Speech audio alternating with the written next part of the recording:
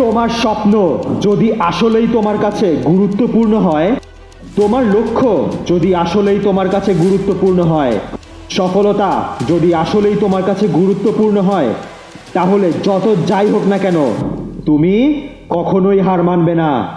তোমার জীবনে হাজার বাধা বিপত্তি আসুক, লোকে তোমাকে হাজার অপমান অপদস্থ করুক, কোনো সাহায্য সহানুভূতি কোনো কিছুই তোমার না থাকুক, হার মানবে না। নিজের লক্ষ্যের ওপর, নিজের স্বপ্নের ওপর থেকে কখনোই ভরসা উঠিয়ে ফেলবে না। মানুষের জীবন তো সহজ নয় সোলজার। সফল তো আমরা সবাই হতে চাই, কিন্তু সফল হওয়ার জন্য যে হাজারবার ব্যর্থ হতে হবে এমন মানসিকতা কি তোমার আছে? একটা কথা তোমাদের মনের মধ্যে গেঁথে ফেলো, তোমরা প্রথমবারই সফল হবে না, শতবার সহস্রবার তোমাদের ব্যর্থ হতে হবে, শত সহস্রবার তোমাদের বিষণ্ণতার মুখোমুখি হতে হবে।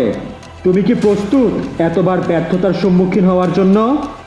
নিজেকে মানসিকভাবে শক্ত রাখো এবং চেষ্টার পর চেষ্টা করে যাও সোলজার। যত বাধাই তোমার সামনে আসুক না কেন, হাজারবার ব্যর্থ হও না কেন, তুমি ভুলেও হার মানবে না, বরং পরিশ্রম করে যাও, পড়াশোনা করে যাও, নিজের স্বপ্নটা পূরণ করেই ছাড়ো তুমি, নিজের লক্ষ্য অর্জন করেই ছাড়ো তুমি।